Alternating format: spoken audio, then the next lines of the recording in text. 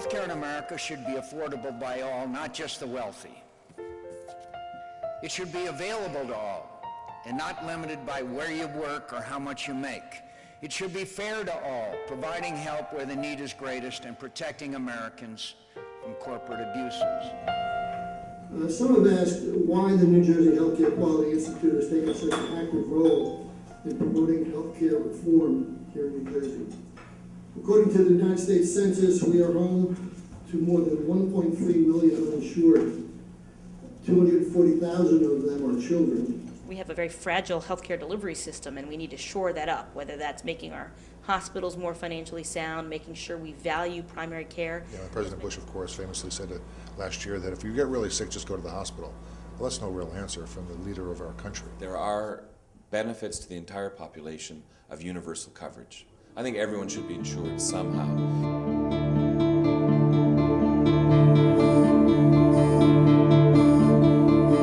So if you'd stayed in the United States, this would have cost you $24,000. $24,000, yes. Instead, you went back to Canada. Yep. And Canada paid Your total expenses. Everything. Paid for the operation. Yes. And it cost you Nothing. zero. Zero. The Canadian healthcare system is not an example for healthcare reform. We as Canadians need to also look to Europe, look to Japan, look to Australia to understand what is it about these very good healthcare programs, what is it about these world's best healthcare programs that allows these countries to deliver so much for the same or less money than Canada does. No matter where people are, US, Canada, elsewhere, it seems, on this continuum of delivery and coverage and universality, nevertheless, healthcare in Canada, in the US, is always in crisis. Because we tend to set the Canadian and American systems up as black and white. The one's all private, one's all public.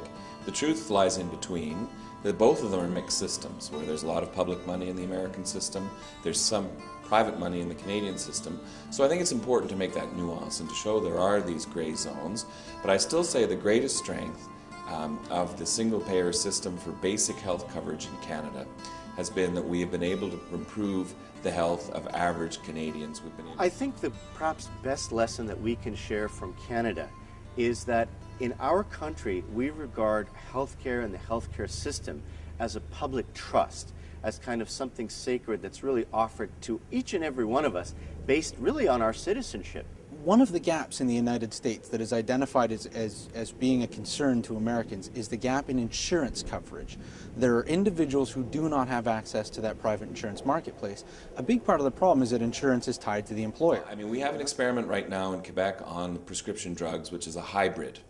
Their employers will offer as a benefit to their employees, so big companies, stable companies, the public sector will have private insurance for a drug plan. Everyone who's left is now on a default public system. The problems of that is the state or the public system ends up with people who tend to be higher risk, the working poor, the unemployed, welfare recipients, and the elderly are on the public system, relatively higher costs, and we've left the lower risk, the sort of more interesting people for the private sector. It's a regime that's 11 years old, has been having a great deal of difficulty to control its costs, and I think the debate remains open as to, do you collapse it all into one public system? Do you outsource the whole thing to the private sector? There's no answer, there's no direction in the short term.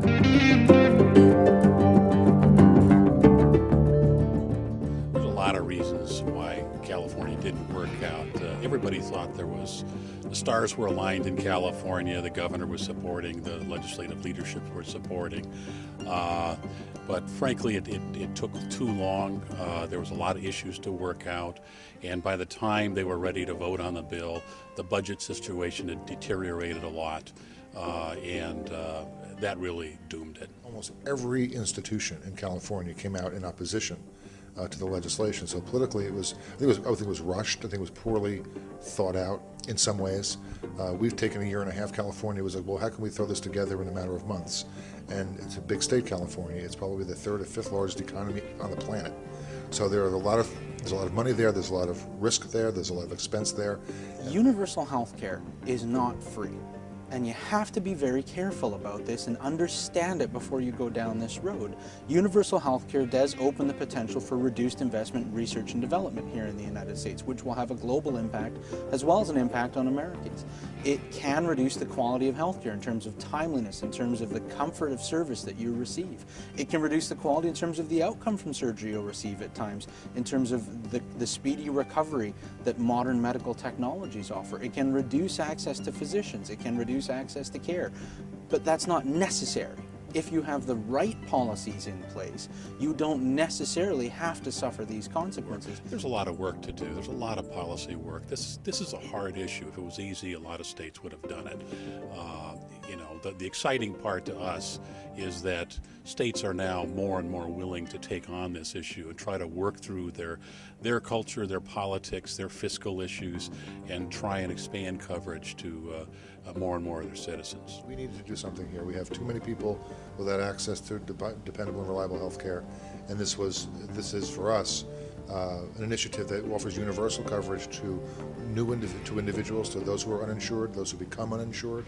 So it's a new individual product. If you have insurance now with your business or with your employer, you can keep it, keep your doctors, keep your networks. It doesn't take the place of that, but it creates a new individual market, a new individual policy for people who can then have it, own it, take it wherever they want to go with it. The advantages are that we have incredible political leadership, I think, and political will to do this. And Senator Vitale, who created the family care program and has authored legislation strengthening it, is the right guy to be taking the lead and is incredibly tenacious and dedicated on this issue. So having the right leadership is really key, and Governor Corzine strongly supports universal health care and has for many years, even back when he was in the U.S. Senate. So I think having the right political leadership is a big difference. Different than most legislative initiatives in New Jersey or any other state where you sort of have an idea and you have committee hearings and you sort of go along and try to get it done as time goes by.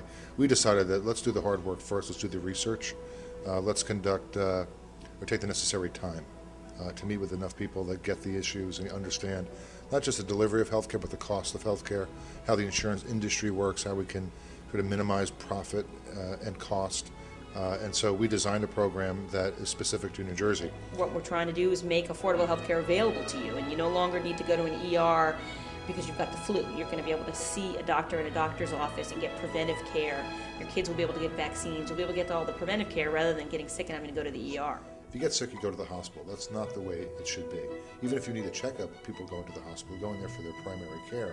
That's just really the wrong place to go. It's expensive, it's inappropriate, it's good care, but you don't need to go to the hospital to get a checkup. You need to go to a doctor, a primary care physician, or a nurse practitioner. 85% of people have health insurance, and they're struggling with their health insurance costs, and a key component of the plan is reforming the health insurance market to make sure that we have affordable health care. So the plan is not going to help just the uninsured, but it's going to help people who have health insurance. We're going to move the ball along. We're going to advance the bill one more step.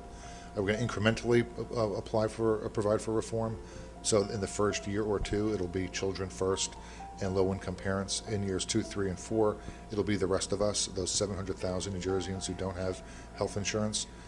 Will be able to buy into this new plan that the state will back to give them that access. It's a commercial-grade policy, gives them access to a network of reliable providers, doctors, nurses, hospitals, so and a pharmacy drug benefit, all the things you would expect in a good health plan. Like in everything that's difficult, there are going to be detractors, there'll be some caution, and there ought to be.